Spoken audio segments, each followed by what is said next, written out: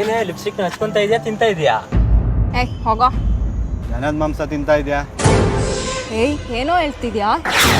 ಗೋ ಹತ್ಯೆಯಿಂದ ಬರುವಂತಹ ಚರ್ಮವನ್ನ ಉಪಯೋಗಿಸಿ leather products ಅನ್ನ ಮಾತ್ರ ಮಾಡ್ತಾರೆ ಅಂತ ನೀವು ತಿಳ್ಕೊಂಡಿದ್ರೆ ಅದು ತಪ್ಪು. ಯಾಕಂತಂದ್ರೆ ಇದೇ ಗೋ ಹತ್ಯೆಯಿಂದ ಬರುವಂತಹ ಫ್ಯಾಟ್ ಹಾಗೂ ಟಿಶ್ಯೂನ ಉಪಯೋಗಿಸಿ ಮಹಿಳೆಯರ ತುಟಿಯ ಸೌಂದರ್ಯವನ್ನು ಹೆಚ್ಚಿಸುವಂತಹ ಲಿಪ್ಸ್ಟಿಕ್ಗಳನ್ನು ತಯಾರಿಸ್ತಾರೆ ಅಂತ ನಿಮಗೆ ಗೊತ್ತಿತ್ತಾ? ಹಸಿವು ಅನ್ನೋದು ಸಹಜ, ಆದರೆ ಮಾನವನಿಗಿರೋ ಹಸಿವು ಅಲ್ಲಿಗೆ ನಿಲ್ಲೋದಿಲ್ವಲ್ಲ.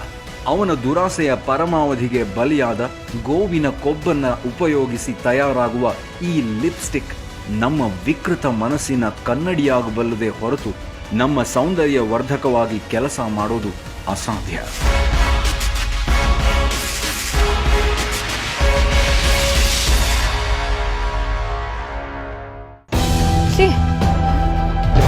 ಸದ್ಯ ನಾನಂತೂ ಇವಳ ತರ ಲಿಪ್ಸ್ಟಿಕ್ ಹಚ್ಕೊಂಡಿಲ್ಲ. ಒಂಚೂರು ಕ್ರೀಮ್ ಆದ್ರೂ ಹಚ್ಕೋತೀನಿ. ಅವ್ರು ತಿಂದ್ಲು, ನಿನ್ ಮುಖಕ್ಕೆ ಹಚ್ಕೊಳ್ತಾ ಇದೆಯಲ್ಲೇ. ಲೋ, ಏನೋ ಹೇಳ್ತಿದ್ಯಾ ನೀನು? ನಿಮಗೆ ನಾನು ಆಗ ಅರ್ಧ ಸತ್ಯ ಮಾತ್ರ ಹೇಳಿದ್ದೆ.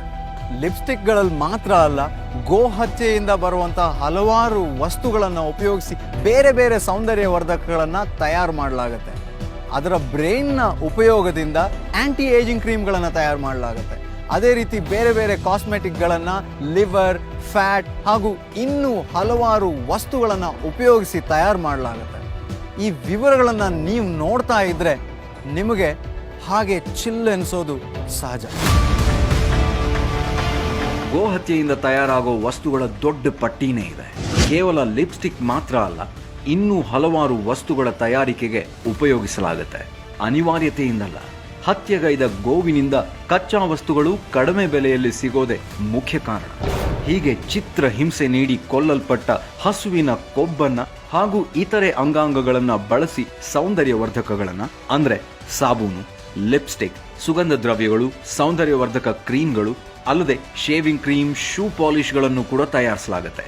ಉಗುರನ್ನು ವರ್ಣಮಯಗೊಳಿಸೋ ನೇಲ್ ಪಾಲಿಶ್ ಹಾಗೂ ನೇಲ್ ಪಾಲಿಶ್ ರಿಮೂವರ್ಗಳಲ್ಲೂ ಕೂಡ ಜಿಲೆಟಿನ್ ಅನ್ನ ಬಳಸಲಾಗುತ್ತೆ. ಆಂಟಿ ಏಜಿಂಗ್ ಕ್ರೀಮ್ಗಳಲ್ಲೂ, ಆಂಟಿ ಇನ್ಫ್ಲಮೇಟರಿ ಕ್ರೀಮ್ಗಳಲ್ಲೂ ಅಲ್ಲದೆ ಇನ್ನೂ ಹಲವಾರು ಔಷಧಿಗಳ ತಯಾರಿಕೆಗಳಲ್ಲೂ ಗೋವಧೆಯಿಂದ ಬರೋ ಸಾಮಗ್ರಿಗಳ ಬಳಕೆಯಾಗುತ್ತೆ.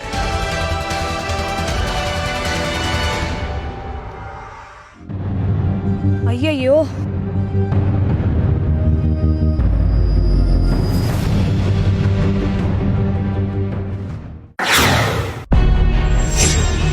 ನನಗೆ ಸ್ವೀಟ್ ತಿನ್ನಕ್ಕೆ ಮನಸ್ಸು ಬರ್ತಾ ಇಲ್ಲ, ನಿಮಗೂ ಮನಸ್ಸು ಬರಲ್ಲ. ಅದು ಯಾಕೆ ಅಂತ ಗೊತ್ತಾಗಬೇಕು ಅಂತಂದ್ರೆ ಮುಂದಿನ ವಿಡಿಯೋ ನೋಡಬೇಕು. ಗೋಹತ್ಯೆಯಿಂದ ತಯಾರಾದ ಉತ್ಪನ್ನಗಳ ಉಪಯೋಗ ನಿಲ್ಲಬೇಕಿದೆ.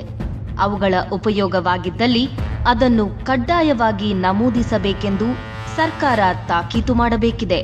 ನಮಗೆ ಗೊತ್ತಿಲ್ಲದೆ ಆ ಗೋಮಾತೆಯ ಹತ್ಯೆಯಲ್ಲಿ ನಾವು ಭಾಗಿಯಾಗಿದ್ದೇವೆ ಎನ್ನುವ ಸತ್ಯ ಇಂದು ನಿಮಗೆ ತಿಳಿದ ಮೇಲಾದರೂ ನೀವು ಕೂಡ ಈ ನಿಟ್ಟಿನಲ್ಲಿ ಕಾರ್ಯಪ್ರವೃತ್ತರಾಗಿ.